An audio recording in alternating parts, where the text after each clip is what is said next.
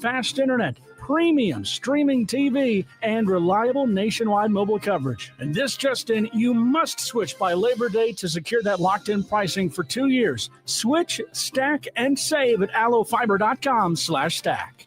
Bring new life to metal treasures with Kaiser Blasting and Coatings. From railings and fences to outdoor furniture and unique antiques, their expert team removes years of rust and weathering, then finishes each piece with a lasting powder coat. Trusted by industries across the region, now local homeowners and businesses can experience the same professional care. Visit KaiserBlasting.com or call 402-421-3559 to request your quote. Restore, protect, and make your metal shine like never before with the help of Kaiser Blasting and Coatings. Gaina Trucking is hiring CDL Class A and B drivers.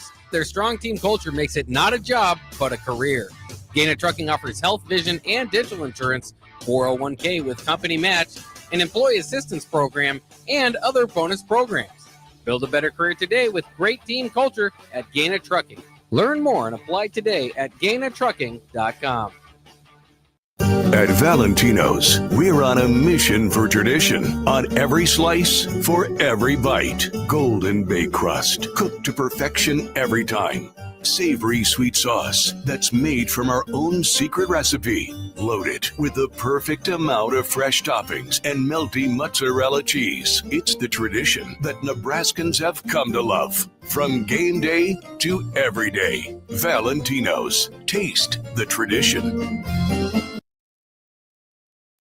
Coming at you live from the heart of Lincoln, America. This is the Don't Punt Hour with former Nebraska receiver. Throwing over the middle, completes the pass. He's got speed to the end zone. Touchdown. 45 yards. And return specialist. This time he beats the kicker in one more. DeMornay Pierson-El. Not only does the sideline have confidence in Pierson-El, but Pierson-El has confidence in Pierson-El. On 93.7 The Ticket and theticketfm.com. All right, welcome back in, and quick apologies. I lied to you. Not completely, just a little bit. Mixed up the order of my new shows here. This is the Don't Punt Hour. It's officially back with DeMornay Pierson-El, but if you're looking for Raff, don't worry. We'll still have Chris Raff, the former, well, I shouldn't say former, now current, once again, ticket worker here. He'll be joining us from that 9 to 10 o'clock spot, and of course, TP will join us after that. We still got Bears, Vikings playing Monday Night Football. And the score, I believe, still 7-3. Yeah, about 7 minutes left to go here in that third quarter. But we good. DeMornay Pierson-El. He's back. He's back for the fall. DeMornay, how's it going on a Monday night? It's going good. Good to be back. It is fantastic to be back, especially this time of year. Oh, yeah, absolutely. Came back at a great time. Plenty to talk about. Let's start with Husker football, though. Mm-hmm. It is Monday. I think the order to do these things is to recap a little bit of what we saw Monday, and then we'll probably mix in a little bit of NFL since it is currently live right now. But we'll start Husker football, and I haven't even talked to you about Cincinnati. So we'll start week 1. Okay. Cincinnati, what were your expectations heading into that one and kind of the feelings after the game? And we did win it 2017. After the game, I was kind of a little bit upset until I kind of rewatched some things and seen some things. I think Cincinnati is going to be a good team. I think they'll probably be, honestly, a top 7 team in their division. They were blowing out Bowling Green until they kind of called the dogs off a little bit this weekend. I mean, if you take a lolook at some of those teams in the Big 12, I think they are they'll be a strong competitor. That quarterback, he was dangerous, and that was kind of the big key and the big thing that they were Sorsby, yeah, he's going to be really, really electric for them. But we handled business. We closed in on a close game. Per se, people saying, "Oh, we got the monkey off our back" and everything like that. I think it just established a little bit more confidence with a young team. But we have a lot of players that maybe have played other places or played a while, but have come together in here. So I mean, for our first outing out that type of game, for a lot of guys that kind of been here, playing either from special teams or getting certain packages on defense playing in. That was the first time that they got to, turn their page and make it them for, a lot of guys. So to see them kind of step up the way that the defense did and everything like that was really, really good. Offense was a bit disappointing week 1. It wasn't a lot of explosiveness. Taking what was there for the most Mm-hmm. part, and maybe Dylan missed some reads. I didn't ever see like an all 22 tape, so I can't really tell you. But it felt very conservative, which may have been the right move based on what Cincinnati was playing defensively, a little Iowa-esque, trying to keep everything up front. But at the same time, you could probably find some throws in there where Dylan was a little bit hesitant. Here and there, first game, you're not. It's not a home game; it's a away game. Jitters and everything. Well, was it an away game? I mean, is it ever really an away game with us? No, it's True. not. So, but I was, like I said, at first glance, I was mad or a little bit disappointed. And then going back to, his stats and everything like that, I want to say he was like 78% completion rating. It was like 28 for 34 or something along the lines. It wasn't many that he missed. It just, and then when I realized what I was more so upset about was we have a lot of veteran players on the offensive side. We have a lot of dudes on the offensive side that have played a lot, and for them to only have 20 points was the disappointing part. I wasn't mad at the offense because they were executing, they were moving the ball, they were getting third down to manageable third downs, they were converting on third down, they were moving the ball. It was just the points was a bit lacking. That definitely wasn't the issue in week 2. But holistically, week 1 we got the win. That's all that matters. It was a good first game.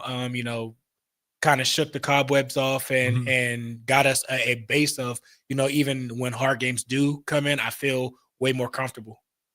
Yeah, I mean, that was the biggest thing that stuck way with me at the end of the game is, it was probably maybe like a 70-30, 60-40 split on how the fan base felt. Like for me, I felt on the positive side, however you look at that 60-40 split.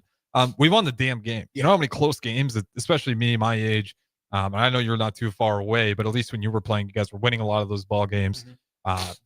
Watching so many one-score losses where we would find a way creatively most of the time to just hand the keys over. Like, we don't really want it. I know we brought all these fans out to Arrowhead, but here we go. Now, we found a way to actually close out the game, and I credit Hartzog a lot. He had the penalty prior to getting that pick to end things. And that's the part of this Nebraska team that's been giving me optimism is guys are responding the right way. Where if someone makes a mistake, unlike other years where it's like the head hanging starts coming or the pointing of the fingers or just the confidence level drops, it's like they look pissed. You can see it in the Akron game. They don't take one of those punts back for a touchdown. They're constantly smacking themselves in the helmet. They want everything. And I'm seeing that with some of the players where if they make a mistake, you almost know that next drive, they shake it off and bounce back. There's going to be some extra on it. And you saw that with Emmett Johnson in Akron as well. He fumbles that one at the 1 yard line.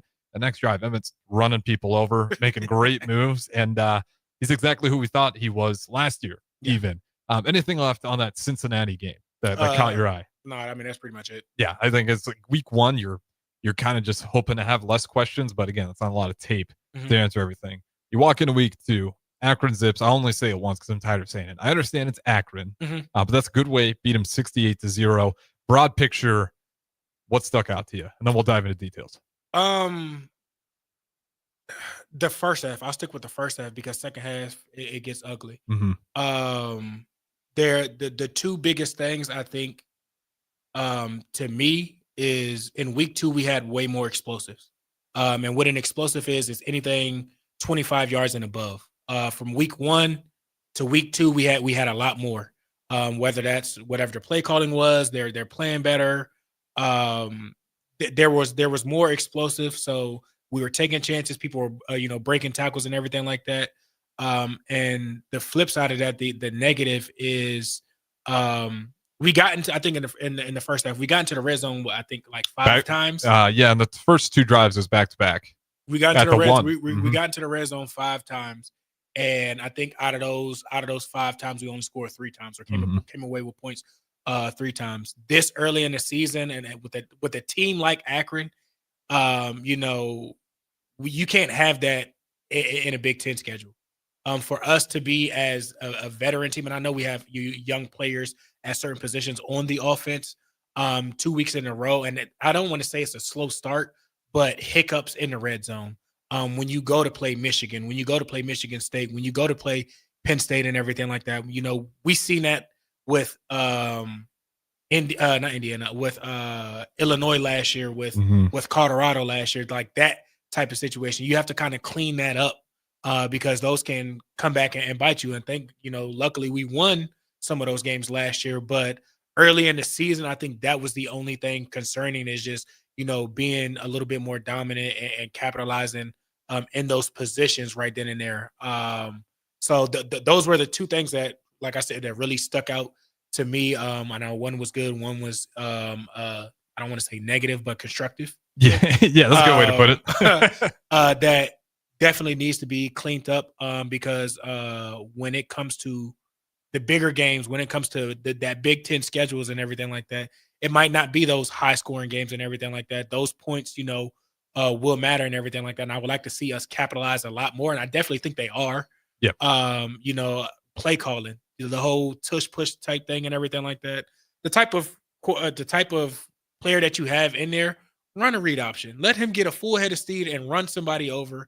I understand the tush push thing is the hot thing right now and everything like that. I'd rather give him a full head of steam and run somebody over. You're 100% right. In that position. And I'm not saying they're getting too cute and don't follow trends and everything like that. Stick to bread and butter. And his bread and butter is either pulling it and running somebody over, or you can give him a little pitch or a little, out route here and there. I just don't think that was, and I mean, they might, be better at it, but everybody's trying to do that. You know what I mean? So, well, to your point, like he's at his worst athleticism when he's at his standstill. Yeah. Like you saw it last year. Like when he gets moving, that's when he's a threat. He can literally jump over, flip over, the line of that and everything like that. He can pull and beat somebody to the edge. He's that quick enough. So I understand, getting that right then and there and everything like that. I just think for what his ability is and everything like that, there was probably a better play call with him for that. I'd rather have him have a full head of steam to get that. And that's just, you hate to see that at the 1 yard line. We've seen that throughout previous years and everything like that. And that's one thing that, like I said, if you have him with a full head of steam, I think that play goes differently. Yeah, it was one of those things where, I mean, you might as well just have Dylan Raiola in there. And then if it's purely for keeping him healthy, then you can put Harburg in there. But I just don't like the play call. I think you're right. And it is a little bit concerning. Like if you really want to nitpick, like if you can't get that versus Akron, if you need a QB sneak versus Michigan, you think you're going to be able to push that through? Like probably not with that same effort or same execution that you had versus Akron. So either that's in your bread and butter and you guys can do that, or you can't.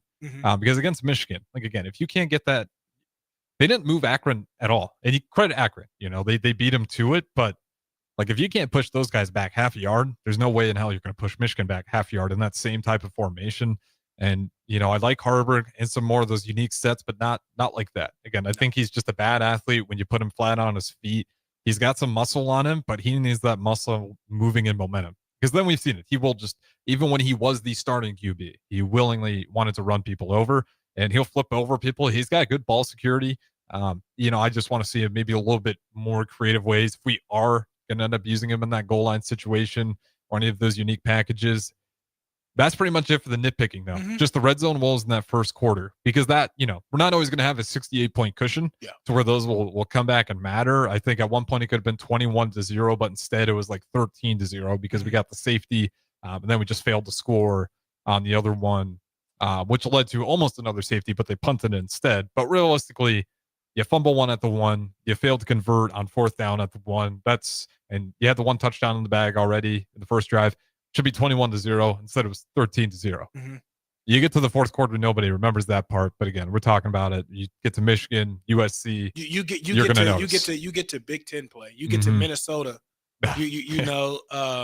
Games like that. Like people were saying, 68, and it's like, I feel like I'm happy that we won. We're supposed to do that, but in the first half, a certain style and a certain expectations.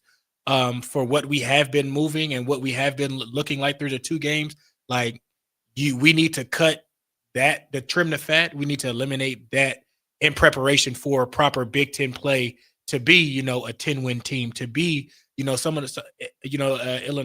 wasn't necessarily doing that last year. Indiana wasn't necessarily doing that last year. Penn State, Oregon, they don't, early in the season, they are capitalizing on that. And I just feel like, like I said, I'm not trying to be negative, but if our aspirations are, to be higher and to operate higher and everything like that, those little things should not or can't happen against teams like Akron.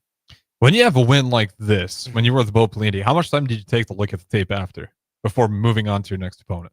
I mean, that night, we looked at some stuff and everything like that. If it was, plays and everything like that kind of pissed us off or anything like that. That next morning, Sundays, we would come in, have recovery, massage and everything like that, look at the film to kind of grade it, to go over everything. They introduce typically like, who are we playing that incoming week a little bit. And then, when we come in Monday, it's kind of over and on to the new thing. Okay, that feels about right. Mhm. Because again, there's only so much to gain other than like patting yourself on the back at a certain point. It was good though to see some of those younger guys come in there. TJ Lateef, I'm going to keep taking shots at Iowa because I think it's a little bit funny. Has more passing yards than Gronowski does in his first 2 starts at Iowa, which is tough for Iowa and a really great sign for TJ Lateef. Again, I'm not going to keep saying it, but I understand who the opponent is. Mm-hmm. But that's a lot of confidence. I mean, he is coming in there. This guy who doesn't have any experience yet at that level, and he just looked really comfortable. Whatever the competition level was, don't really matter. What matters to me is how confident he looked, and then that's what I want to see out of the development. Is he came in there and he was accurate. He was willing to run the ball. Decisive. Yes, very decisive. He understood. He understood what he wanted to do, and he did it. Mm-hmm. There wasn't much hesitation. There wasn't much. Well, I'm kind of, uncomfortable. I don't really know and kind of panicky. I didn't really get a feeling of him panicking at all much. He was in the flow of things. He was juiced up. And if it wasn't there on the pass, he could beat you with his legs. So to have that outside of your starters or your 1 to 2 rotation, everything like that, I think is definitely a good sign. And a game like Akron is good early enough to get everybody kind of involved a little bit. And I think 108 players out of 125 played. Yeah. So that's really, really good. That will come in handy, later down the line in the season when you're playing Minnesota. You got Northwestern back to back. Well, and the other 17 guys probably were hurt or sick. Like seriously, you get that deep in there, 108. That's really impressive. And that just shows the all-out showcase, which is good because it wasn't Minnesota had a shutout.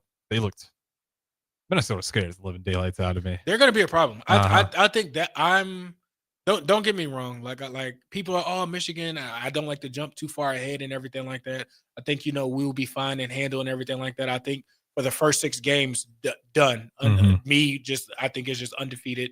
The Minnesota game makes me the. It's in Minnesota too, right? Yes. And PJ Fleck is just. He is the new Fitzgerald that used to be at Northwestern.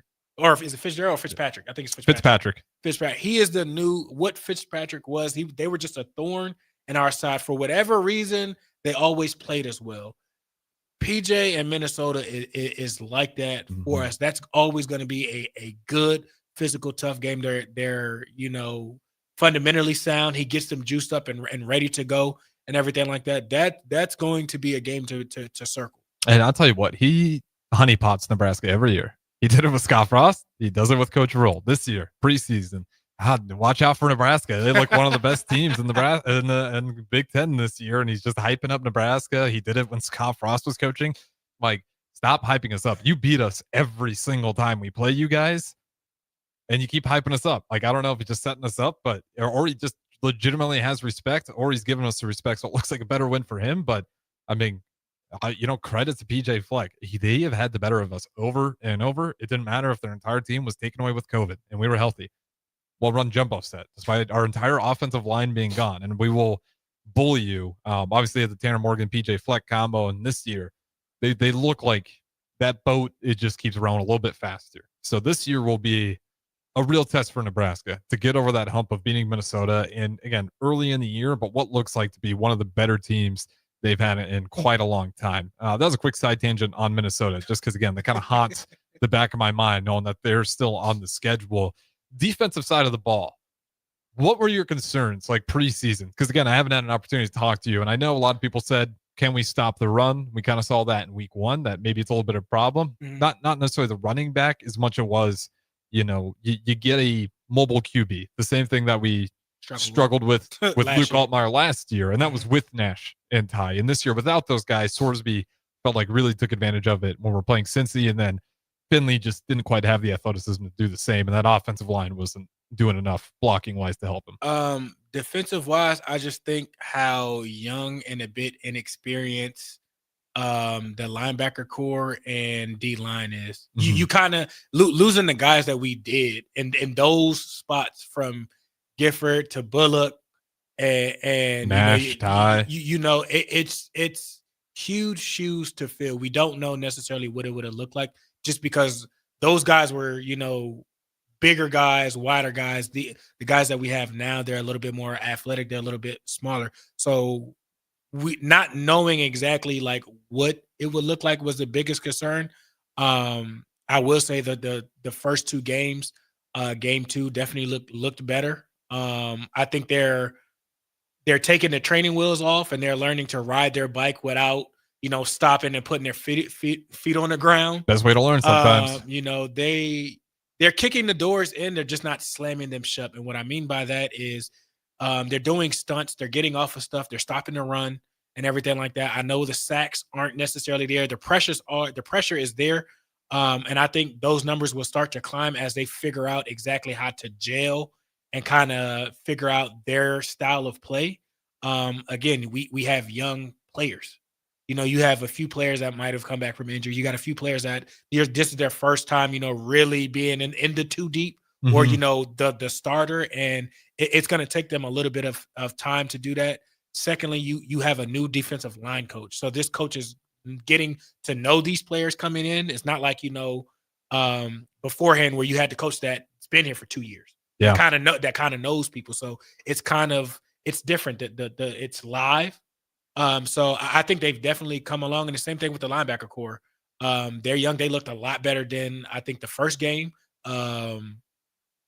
Those were the two biggest concerns, and they are definitely checking the list. And I feel a lot more comfortable after the first two games holistically of the defense, just off of what those two positions and those two areas of the defense look like so far. Yeah, and I think that's probably the best way to look at it is, we've done this with our offensive line years prior where it's like, man, these guys just stink. And then you go across the board and it's like, well, how much experience do we have here? Like, it's going to take some time here. And I think week 1, you really saw that, especially with the linebackers. And, you can throw the defensive line in there too. It's like Sorsby wasn't always taking off and running because he felt like the pressure was getting to him. We just couldn't finish. Yeah. And that's going to take some experience, understanding not to get too far upfield where you're creating an easy cutback for Sorsby to cut it up and run upfield. And same thing for the linebackers, just a little unsure filling lanes at times, which were leading to Sorsby to break out. Because again, the running back had some damage, but it was a lot of tracking down Sorsby. And I think that's when the experience comes in. Once they settled in, like it ceased. And I think the linebackers, the second game, shut the door sooner than they did the first game. Like I said, with the D line and everything like that, that may take some time. And everything like that. They are a lot more athletic. They'll do a lot more other stuff and everything like that. I think the sacks will start to come and whatnot. Feels like John Butler's knowing this as well, knowing that they just don't have the size. And I could be wrong. It's not like I have an actual count on it, but a lot more stunts, twists. They're just being a little bit more unique. Yes. They're more athletic. Bringing pressure in uniquely. It's going to cause the offensive line problems. It's going to cause the quarterback problem because you just don't know who's coming, who's not coming. They were doing that necessarily last year, but like I said, it's a little bit different. We were a little bit more beefier up front. These guys are flying around. Like I said, they have a lot of pressures. They're getting there. Like I said, they're kicking in the door. They're moving the door. And what I mean by they're not slamming it shut, they're not getting the sacks. They're not getting 4 sacks, 5 sacks against some of these teams, as you said. But like I said, the inexperience a bit of them of just trying to figure it out. I think, like I said, I think that will start to come sooner than later as they get more game preparation, more understanding of certain things and everything like that. Their technique of what they want to do, their style of play. I think further in the season, you will start to see that. Yep, and then hopefully, John Butler and can continue to grow in that department as well and keep figuring out the best ways to get his guys in position to succeed. Because again, you're talking about disguising where that pressure is coming from. That's what happened on that safety. But there's a freshman who made the tackle, but completely unchecked, and that's what happened. Like they just were moving guys around on that defensive front. Clock was ticking. Akron needed to snap the ball. They thought they had everyone covered. I think they thought he was going to drop back in coverage, and then he just comes full bore downhill, gets the safety untouched. And that's where John Butler deserves a little bit of credit in that game too, where great tackle, great play, but again, just a wide open lane. Nobody saw him coming. And I think as John Butler continues to develop in that role along with the players, maybe see a little bit more of what we had last year. It's going to look different always because, again, you talked about the athleticism, just the size of the guys is different. But I think John Butler understands that and is using those guys to the best of his ability. We got to throw it to break, though. Still 3-7 in the NFL. About 30 seconds from half. Santos trying to kick a field goal here to push them up 10-3, make it a 7-score game, 42-yard attempt. But, of course, can't broadcast that stuff for you. So if you want to see how that goes, go look at it yourself. But nonetheless, I can give you a score update at the very least.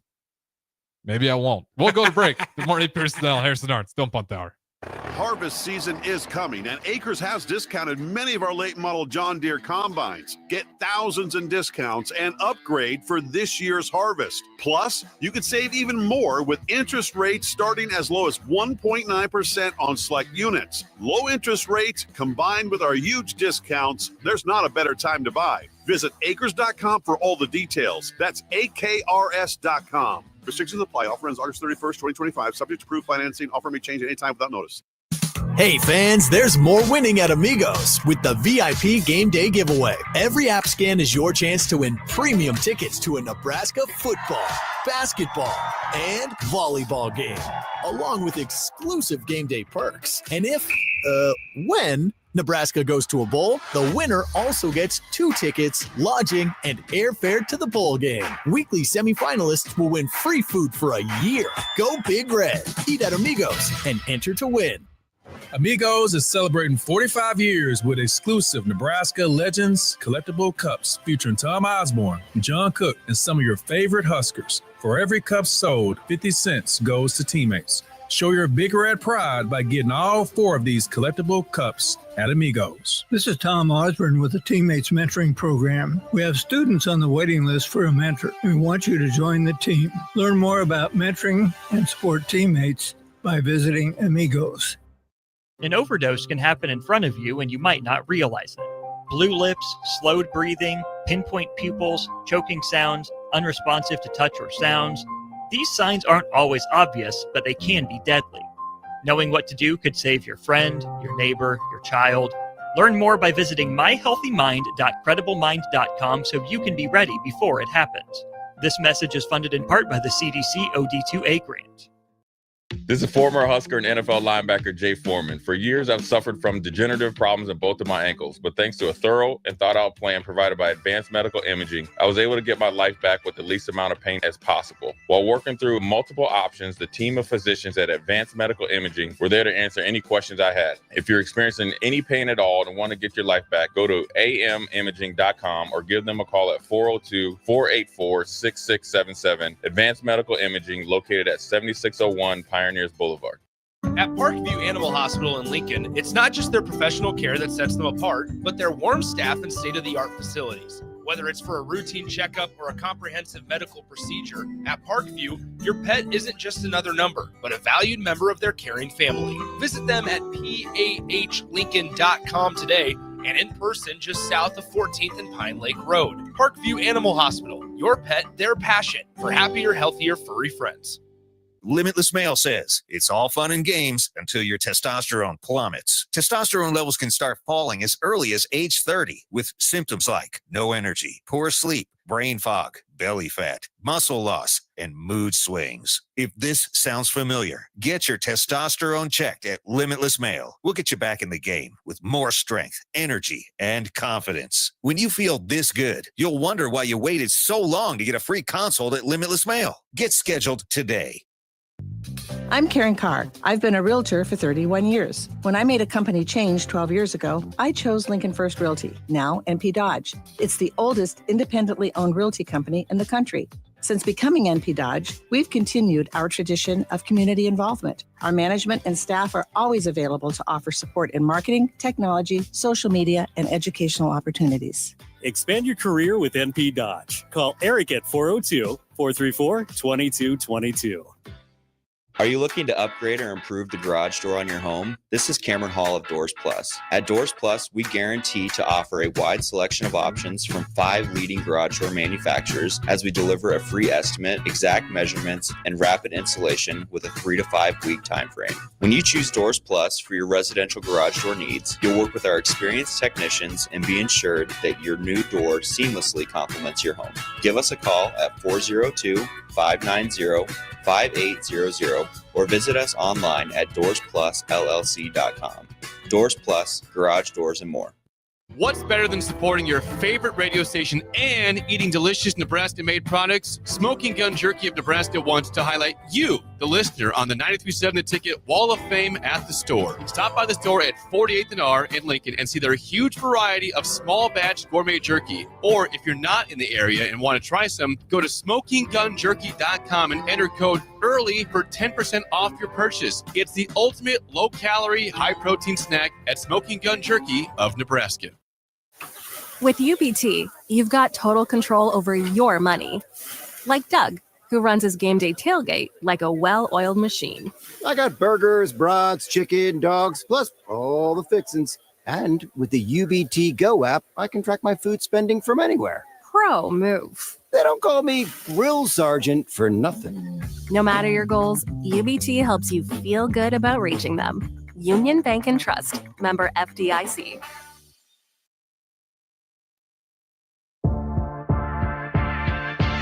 This is the Don't Punt Hour on 93.7 The Ticket and theticketfm.com. Here is your host, DeMornay Pierson-El.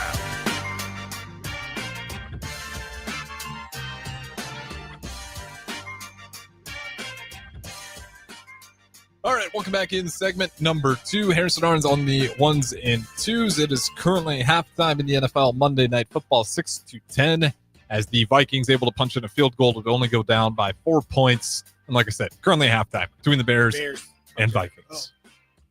Oh. The Vikings hit a field goal? Or? Vikings got a field goal, yep. So it's not 10-3? It's 10-6. Sorry if I said 10-3. My apologies. It is 10-6. Bears only up by 4 at the half right now. Who was your pick for this game heading into it? Say it with your chest. Bear down. I went Bears just because I think Minnesota might have made the biggest mistake of the offseason. Outside of the Cowboys, I definitely think Minnesota made the biggest mistake with not bringing back Sam Darnold. Nobody talks about that. Like, I haven't heard anybody talk about that all summer. And I know DP and you guys were talking about it over the off air, but zero criticism on that move when they did it, which is a little bit surprising because he had better stats than any season Kirk Cousins had. I mean, you probably since you drafted Teddy Bridgewater. And it's hard. I mean, the NFL is a hard business. Mm-hmm. You know, it's literally a win now. What can you do for me lately type situation. You win 14 games. That's not easy to do. You're one game away from winning your division, and the only people in your division only won it because they won one more game to you. They won 15. So yeah, you're in the toughest division. Yeah. At least in that era. You can arguably say between the AFC West and the AFC North, AFC West is Broncos, Raiders, Chargers. And you can look at postseason to make your evaluation because the NFC North did bad. They didn't win a single playoff game postseason. So, you know, if that's your argument, but competitively, regular season wins and losses, it was the NFC North was number one. And then if you want to talk about the best overall, you can have an argument with some of the numbers, but just surprising. I think they're less scary with JJ McCarthy. Like, I'll say this much: I'm much happier that my Bears are facing a JJ McCarthy Vikings than a Sam Darnold Vikings. And he might come along and everything like that. You know, he's still a young guy and everything like that. I know everybody's looking for the Jaden Daniels and good luck. And the Bo Nix is like, that's not easy to, you know, come along and everything like that. So hopefully it works out for them because, you know, you had a good thing. Yeah, having a really great thing, and then just traded it. And I understand no, I don't fully understand it. I was going to go on a tangent there. Like, well, you got to pay him down the road. You should. Like, what he did, like, that's money worth it right there for, you know, if you can go from Kirk Cousins to you found your guy already, that's a great situation. And now It's kind of similar to a little bit of what the Browns did. It's like you got a quarterback, and then on your Christmas list, you hope for a quarterback, and then you get a mystery box, and it's like, in this mystery box, there's a chance you have an elite level quarterback, and it's like, wasn't that the thing I have? Why am I trading my elite quarterback for a mystery box that may or may not contain an elite quarterback? So Browns did it a little bit, and I wonder if the Vikings are making that same mistake right now. The Browns case, though, much worse because they were wanting that quarterback for years and years and years. The Vikings can kind of forgive it. The Browns, I'll never understand that move. I should say I understand why it's a poverty franchise now. After that move, I was like, you guys just make bad decisions. That's why the program isn't very good. I mean, they're not the only organization that makes bad decisions. Let's talk about a program that I think make great decisions. The Raiders. You're repping the gear today. You see it, Raider Nation. I've talked about it. Fan of Pete Carroll, fan of Geno Smith, fan of Genty. I think everyone wanted to see what he could do at the next level. What are you seeing out of the Raiders after week 1? It was a solid week. They're very physical, disciplined, and everything like that. I think they're going to be a competitive team. I don't necessarily know if they're there yet this year, but having Geno there, the first interception, I mean, the guy popped it up. I'm mad at it, but that's not like a bad throw interception. Mm-hmm. But they're attacking the ball down the field. I think the running lanes and everything like that will start to open up. You have, 2 very tremendous tight ends looking well and everything like that. I think the defensive side of things will start to definitely step up. You have a familiar defensive coordinator. So I'm excited about it.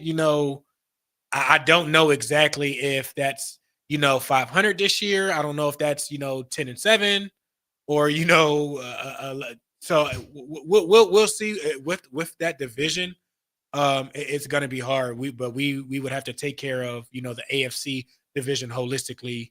But I mean, a good start. Yeah, for sure. Well, everyone but one. Chargers 1-0. Broncos 1-0 too, right? Yes. Raiders 1-0. What are the Chiefs? 0-1. 0-1. It's been a rare. They might be 0-2. They got defending Super Bowl champs in Arrowhead this week. Yeah. It might be 0-2. It might be 0-2. Yeah. I want to say that, but Andy Reid, Mahomes. Andy Reid. Honestly, Andy Reid. I hope they lose. I don't care. I think we're all a little bit okay with those guys taking the L's right now. People aren't scared of them anymore. That's a good way to put it. And it felt like they kind of clicked the last year when everyone saw the Eagles just dismantle them. It's like, if you are more physical, if you can run the ball, you can kind of take advantage of these guys. The Chargers honestly have had their number. Honestly, I want to say maybe since like year 2 of Justin Herbert. Yeah. The Chargers always play the Chiefs well. So that game is a flip of a coin, honestly. It's either one score that decides it's never a blowout by either side. That's typically a good game. Well, that's kind of refreshing though, because how many times when we flip that coin, it says Chiefs win. Yeah. Like it feels like the entire time Mahomes and Andy Reid have kind of been a duo together. So I was kind of waiting for their luck to turn a little bit. And it was nice to see the Chargers land on that side. And obviously Justin Herbert deserves a ton of credit for they're going to be a breaking team. out, getting that first down and ending the game. They're going to be a sneaky team. They're going to be a physical, hard team to go against. Well, Jim Harbaugh needs it, hopefully, because he's, in 2028, he can't go back to college football. He's got a 10-year ban. So he needs his NFL career to work out. Since we're on it, how stupid is that we're dealing with the Michigan penalty in 2026? I think next year it hits. I still don't think, and we don't have to keep going back, but like what justice was served? Like they still get to keep it for pretty much getting caught cheating. Well, once the clock runs that far, it's just no justice. It's all silly. So, I mean, it is what it is. People can still talk about it, but I like I said, I think it should have been vacated. Yeah. You shouldn't have to say all you are or whatever. It just makes holistically, it makes the Big Ten look bad. Yeah. And then for everyone who's tired of me talking about this, it's not like me bringing up old news. It makes the NCAA look bad too as well. Yeah. That's the problem is the NCAA is the guys that drag this stuff out. It's like, how did we get you took the my thing punishment? You took away Reggie's trophy for money that people are getting paid now, and yet somebody that got deliberately caught for cheating, and I don't care if it's a blue blood. I don't care how much money that they bring and everything like that. It's just a principle thing. we don't have to go on a tangent on that, but as you can see how I feel about it still. I think the principle they threw out the window. Yeah.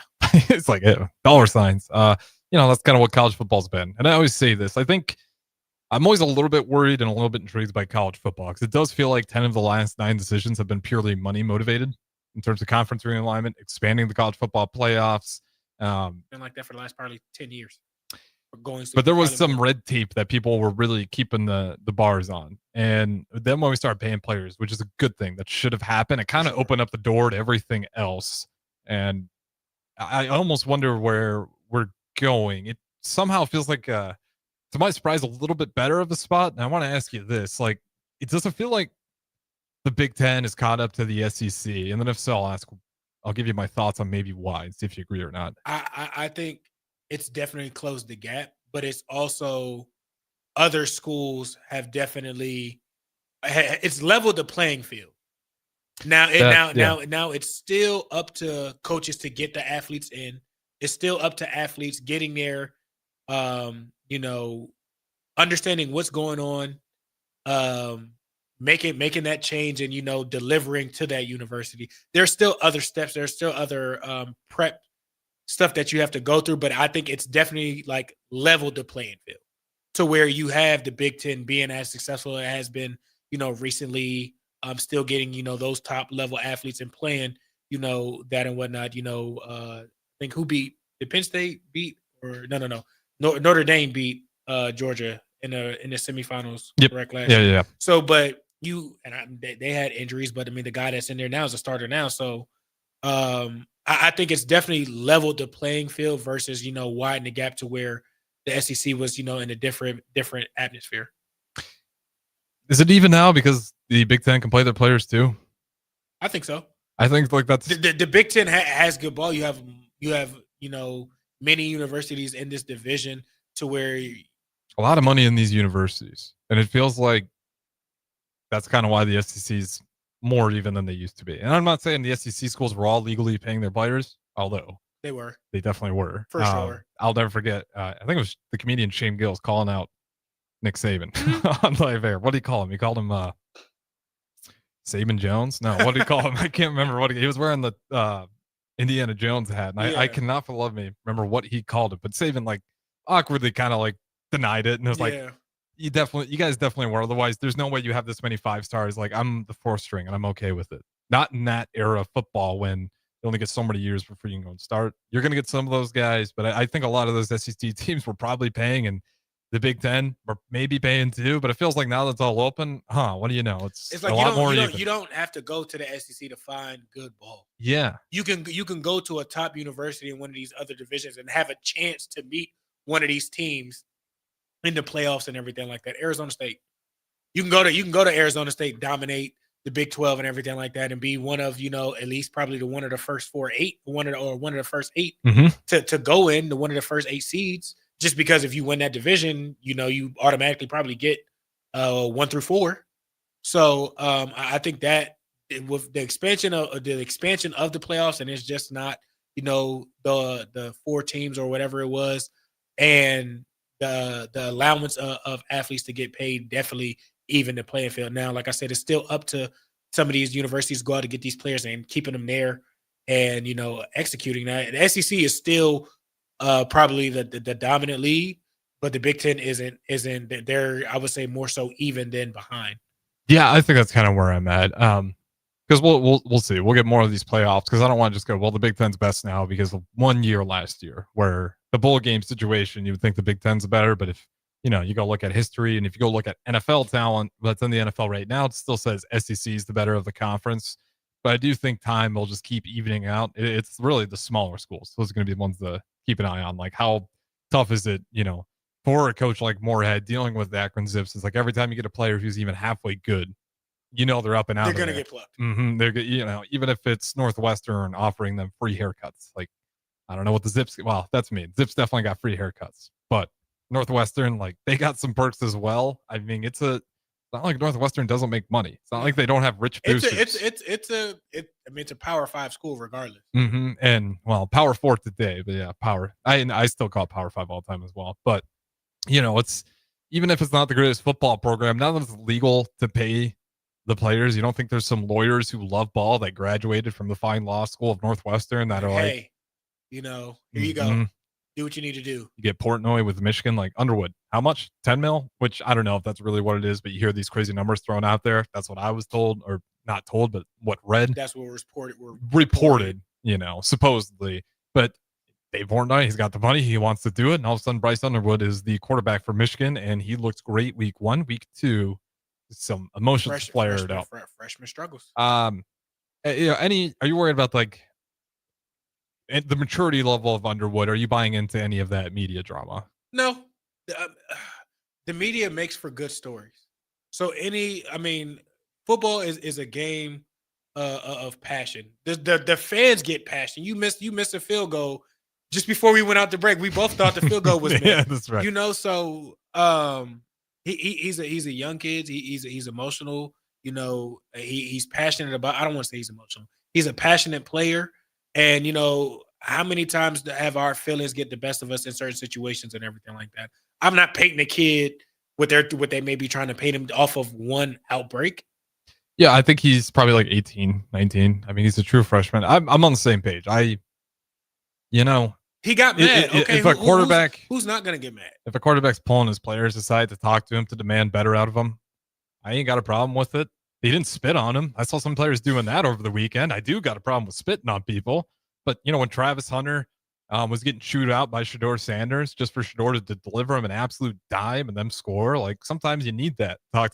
And it's sport. Yeah, they weren't throwing hands. Let's not be soft. Mm-hmm. Let's not make it more than what it is. Let's keep the main thing. Everybody understands what it is. Like, let's not make it something that it isn't. Yeah, I agree with you. I'm almost a little bit disappointed I do, though, because that would bode better for Nebraska if there was some tumult, some feelings that are getting a little bit tense over there with Michigan, but I think they'll be all right. I mean, that's a tough loss to Oklahoma, and you can kind of understand the emotions of why he's so fired up in that one. Michigan this year, I think they'll be all right. Like, I just give Underwood some time. He has all the tools. I just think we're seeing a little bit of what we saw last year with Dylan Raiola, where you have this guy who looks like a great prospect. He does these things that really wow you. That game to me was the Illinois game. Like how maybe it might not be as dramatic with stuff, and we've had some other stuff to happen. I think we had two turnovers. One was a touchdown, and 2 turnovers that were caught that became fumbles and everything like that. That's not on Dylan and everything like that, but it was that type of style of game to where it just things weren't connecting. You playing them second game in the season like that, that's not easy. You're not that. Now, if they would have played him third, a little bit different. You got more time and everything like that. He's still adjusting to it. I know he came in January and whatnot. It's still an adjustment. That's not easy just to walk out there and it's all about to be, gravy and it doesn't. There are rare people that happened with. Yeah, and I think, like you said, it's just going to be part of the process of him growing and developing and understanding how to handle some of the situations, because you're going to have moments like that where you might throw a ball and it's really not your fault as to what happened and why it didn't go the way it was supposed to, whether it got tipped up or the receiver didn't make a catch there. All right, we only got a little bit of time here left. Let's talk about what might be the best team in the entire damn country. You got to guess. Ooh, the best team? I'm being sarcastic, so I'm going to tell you right now. South Florida. They did beat 25 Boise State, and they beat 13 Florida to go 2-0. Not the best team. No, they're not the best team. But for those guys to go 2-0 with a 25-13 on the schedule, well done. Nobody had South Florida. I think that was the first time, too, that Florida ever lost to South Florida in their program's history, which I understand they don't play a lot, but they played enough, being as close as they are for some of those non-con games. Super impressed by South Florida, not only beating Boise State, who you figured were going to take a little bit of downfall, but then backing it up by being a Florida team. Any other interesting games over the weekend that we're missing on? I will say, I think LSU might be one of the more impressive teams. Otherwise, I think Ohio State, you got to put one. I think another week to kind of decide, because some of the better teams played, each other cake games a little bit. So I want to kind of see how that develop. I think Penn State is a strong team. I think Oregon definitely looked really, really good. And I don't want to say it, but they looked really, really strong. Ohio State, yes, but we will see. I like that quarterback. I like what they're doing and everything Mhm. like that. Their defense is going to be scary. Defense. I mean, look at what they did to Archie Arch Manning. Their defense is going to be something something serious. LSU looked really, really nice. It's tough to say just because I think it was just so the level that some of these better teams were playing this week wasn't necessarily there. Tennessee looks good. I don't know if they're the number one team, but they've 2 really, really good weeks of solid play. I think it's a team in the Big Ten probably that is the best team, whether that's Penn State or Oregon or Ohio State. I think so too. I think it's one of those teams. Is probably, I don't want to say it's Ohio State. That quarterback has played well through 2 weeks. I will say that, but I'm just not ready to say it's them just yet. But they have their hat in the ring for it. Yeah, I like that because I think with saying just getting that comfortability down and him versus Texas, like that's all I needed him to do. Like I was not expecting you to go throw 300 yards and 4 touchdowns. Like just do everything in your power not to turn it over. Don't get too greedy. Know who you're going up against. Arch Manning, who your defense has got your back. They beat Texas last year. They know what this Texas offense wants to do. And then the defense, part of me felt bad for Manning. I don't know if you caught it on some of the posts that people around early. The amount of stuff they're switching up on defense for Manning to decipher before each snap for his first real start at the shoe. It was pro level. It was a pro level defense on the road. Like at the snap, it changes like in the blink of an eye. Like that's not easy to do. That's your first start. And that's a big place to play at. Yeah, it's huge. Especially when you're the number one team in the country. The first game. Now, had that been second or third, I think that goes a little bit different. Mm-hmm. And you kind of even saw that week too. I know some people are like, "Oh, he's got X, Y, and Z." Coach says he's healthy. I'm going to say he's healthy. I don't think coach would be putting him out there if the kid's seriously hurt. That'd be the dumbest thing to do in the world. It's not like he has to play right now, otherwise his career's over. So I think Manning will be fine. Is he going to be a Heisman this year? Probably not, just on what I saw. But, given some time and development, I think Texas can pick themselves back up a little bit. You lost to what some people consider the best team in the country right now by 7 points. That's not that bad. You were in the game. Mm-hmm. And realistically, all it came down to was Julian saying didn't turn it over, and you guys did. Just give it some time, some polish. I think Manning will be all right. I think Ohio State probably is the best team in the country right now, but time will tell. It's only week 2, and we know a lot of these takes go out the window by the time we get to like week 7, week 8. Not wrong. I've seen even the lower levels of media like me to the best of the best like Joe Klatt be off by a mile come week 10, week 8. But nonetheless, always appreciate you guys listening. Regardless, final update: Bears just got another one, 16-6. I think they still got to kick the PAT, but don't go anywhere. Like I promised, we got Chris Raff coming up next. That is the morning Pierson-El to my left. He is officially back here to talk a lot of football over these months of fall. But like I said, don't go anywhere. More Ticket Weeknights coming up next.